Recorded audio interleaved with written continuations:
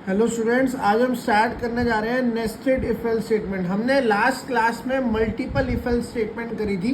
आज हम nested if else समझने जा रहे हैं। नेस्टेड इफ एल्स का बेसिकली मतलब होता है एक इफ के अंदर एक और इफ, एक इफ के अंदर एक और if. When an if statement occurs with an another if statement then it is called nested if else. देखो, एक इफ के अंदर एक और इफ, यहाँ पर क्या लगाई हुई है हमने, बेसिकली कंडीशन लगाई हुई है। इफ अगर कंडीशन हमारी ट्रू होगी तो फर्दर ये वाली कंडीशन चेक करेगा। अगर ये वाली कंडीशन ट्रू है तो इसमें जाएगा, अगर ये वाली फॉल्स है तो इसका एल्स ये रहा, और अगर पहली वाली फॉल्स हो गई तो सीधा ये एल्स पे चला जाएगा। बात समझ आ रही है? जैसे मैं आपको यहाँ पर एग्जाम्पल के थ्रू समझाता हूँ। फॉर एग्जाम्पल एक्स की वैल्यू मैंने यहाँ 3 ले ली, मैंने यहाँ पर कंडीशन डाली x ग्रेटर देन 4, इसके अंदर मैंने यहाँ ले लिया x ग्रेटर देन 5, तो मैंने यहाँ प्रिंट कर दिया प्रिंट एफ ए। एक स्टेटमेंट के लिए करली ब्रेसेस की जरूरत नहीं होती, एक स्टेटमेंट के लिए करली ब्रेसेस की जरूरत नहीं होती। तो मैंने यहाँ पर करली ब्रेसेस करने को यहाँ स्टार्ट करता है, यहाँ बंद करता है, फिर यहाँ स्टार्ट करता है, यहाँ बंद करता है, जरूरत नहीं है। ठीक है, इसके बाद क्या है, मैंने यहाँ पर इफ को यहाँ कर दिया क्लोज। अब ले लिया मैंने पार्ट एल्स वाला, इसके अंदर मैंने कंडीशन ले ली x is not equal to 0, तो मैंने यहाँ प्रिंट कर दिया प्रिंट एफ सी और यहाँ कर दिया क्लोज। देखो, अब मेरी बात को समझो। अगर ये कंडीशन ट्रू है हमारी, मैंने यहाँ पर आउटपुट में दिया हुआ x की वैल्यू 3, मैं आपको इसका ड्राई रन समझा रहा हूँ। ड्राई रन मतलब होता है समझाने का तरीका। x की वैल्यू हमारी 3 है, 3 ग्रेटर देन 4 होता है? नहीं होता, सीधा ही कहाँ चला गया, एल्स में, अंदर जाएगा ही नहीं।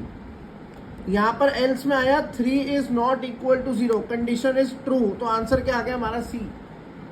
बात समझ आ रही है? अगर मैं, ये केस था मेरा जब मैंने x की वैल्यू 3 डाली, अगर यहां पर मैंने x की वैल्यू डाली अपनी 5, क्या डाली मैंने 5 greater than 4, condition is true, तो अंदर जाएगा, चेक करेगा कंडीशन 5 ग्रेटर देन 5 होता है? नहीं होता, कहां चला गया, एल्स पे। अगर ये वाली कंडीशन फॉल्स है तो इसका एल्स ये रहा, तो आंसर क्या आ गया हमारा, क्या दिया हुआ है यहाँ पर बी, तो आंसर आ गया हमारा बी। बात समझ आ रही है? अगर यहां पर मैंने x की वैल्यू 6 ली, 6 ग्रेटर देन 4 होता है, condition is true, 6 greater than 5 होता है, आंसर आ गया ए। आगे रीड ही नहीं करेगा, आगे क्यों जाएगा? अगर बाय चांस दोनों ही कंडीशन हमारी, इफ वाला भी ट्रू नहीं होता और एल्स वाला भी ट्रू नहीं होता, अगर मैं यहां पर लेता x की वैल्यू 0, क्या लेता केस में, x की वैल्यू 0, तो 0 वाले केस के अंदर बेसिकली क्या होता हमारा, अगर x में 0 लेता, 0 इज नॉट इक्वल टू 0, मतलब x की वैल्यू है 0, 0 ग्रेटर देन 4 होता ही नहीं, एल्स में आ गया। यहाँ चेक करेगा 0 इज नॉट इक्वल टू 0, तो आंसर क्या आ गया, नो आउटपुट। बात समझ आ गई? कोई और मैसेज प्रिंट नहीं हो रहा। बात समझ आ गई? ये हमारा था नेस्टेड इफ एल्स स्टेटमेंट। एक इफ के अंदर एक और इफ को हम नेस्टेड इफ एल्स स्टेटमेंट कहते हैं। ठीक है, अब हम इसके बाद स्टार्ट करते हैं। नेक्स्ट है हमारा स्विच स्टेटमेंट। नेक्स्ट क्या है हमारा, स्विच स्टेटमेंट। देखो, स्विच स्टेटमेंट और मल्टीपल इफ एल्स कौन सी बेटर है? हमारे पास डिफरेंस पूछता है, difference between if else versus switch case.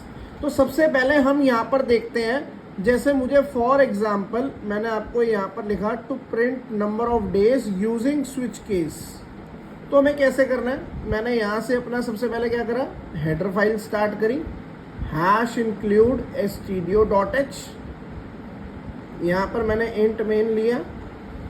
सबसे पहले यहाँ पर मैंने वेरिएबल ले लिया इंट डेज। मुझे मंडे टू संडे प्रिंट करना है, मैं यहाँ पर 7 वेरिएबल नहीं डिक्लेयर कराऊंगा, मैं यहाँ पर क्या करूंगा, एक ही वेरिएबल डिक्लेयर करूंगा और उसके अंदर स्विच स्टेटमेंट लगाऊंगा। केसेस आएंगे हमारे पास, स्विच में क्या आते हैं, केसेस। अब सबसे पहली चीज मैंने यहाँ पर क्या एंटर करा, print F enter the days. ध्यान रखना, जब आपको बोला जाए मंडे टू संडे या कुछ भी प्रिंट करना है, तो ये नहीं कि आप उतने वेरिएबल डिक्लेयर करने लग जाओगे। आप चेक करो आपको इफ एल्स लगानी है या स्विच केस लगाना है, जोन सा बेटर लगता ओपिनियन वो चीज़ करो, ठीक है। अब मैंने यहाँ पर एंटर दी डेज करा, इसके बाद मैंने यहाँ पर क्या करा, scanf %d address of days मैंने यहाँ इनपुट करा लिया। यहाँ पर स्विच लिखा मैंने, स्विच का एस छोटा, ब्रैकेट में डेज लिखा। यहाँ पर हमारे पास आएंगे केसेस, केस का सी छोटा होता है, ध्यान रखना। मैंने यहाँ पर प्रिंट एफ में कर दिया, यहाँ पर मंडे प्रिंट कर दिया। आप मैसेज है कुछ भी कर सकते हो। मैंने यहाँ इसके बाद ब्रेक लिख दिया, फिर मैंने यहाँ पर कर दिया case to print F Tuesday. ऐसे हमारे पास आपकी चॉइस है, आप जितने मर्जी केसेस बनाओ, case 1, case 2, case 3, case 4, case 7। मैं लास्ट लिख रहा हूँ यहाँ पर सीधा क्या, डिफॉल्ट।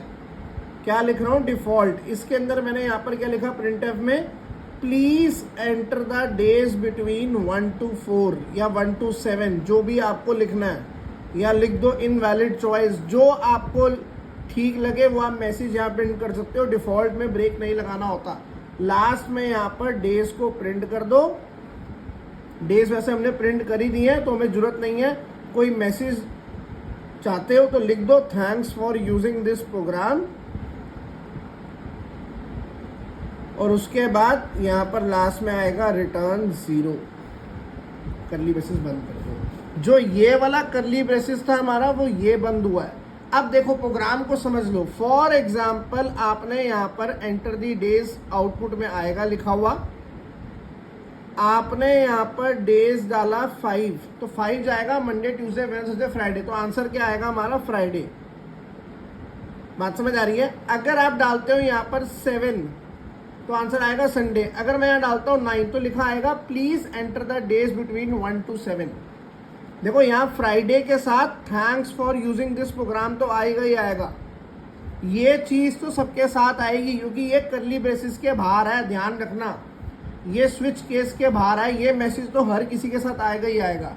मैं आपको वो समझा रहा हूँ, अगर डेज की वैल्यू में 9 डालता हूँ तो यार 9 केस नहीं बने हुए, वो कहाँ जाएगा, डिफॉल्ट में। बात समझ आ गई। डिफॉल्ट इज यूज्ड, डिफॉल्ट ये हमारा हर जगह क्वेश्चन पूछते हैं कि डिफॉल्ट किस लिए यूज करा जाता है, ब्रेक किस लिए यूज करा जाता है। तो default is use when any case of match does not occur, when any case of match does not occur. और ब्रेक स्टेटमेंट का मतलब क्या होता है, ब्रेक का बेसिकली मतलब होता है break is use to terminate the statement. जैसे ही हमने यहाँ पर डेज की वैल्यू 2 डाली, सीधा ट्यूसडे पे गया, केस 2 पे प्रिंट करा। ब्रेक मतलब प्रोग्राम से बाहर आ गया, टर्मिनेट मतलब स्टॉप हो गया, स्टॉप दी स्टेटमेंट। बात समझ आ रही है। अगर बाय चांस यहां पर ब्रेक नहीं लगा हुआ तो क्या होगा, तो क्या होगा हमारा सीधा, अगर मैंने यहाँ एंटर द डेज 2 डाला तो वो ट्यूसडे पे भी जाएगा और फिर वेडनेसडे पे जाएगा। फिर वेडनेसडे पे अगर ब्रेक होगा तो वहीं पर स्टॉप कर देगा। जहां ब्रेक मिलेगा वहां मेरा प्रोग्राम बाहर हो जाएगा।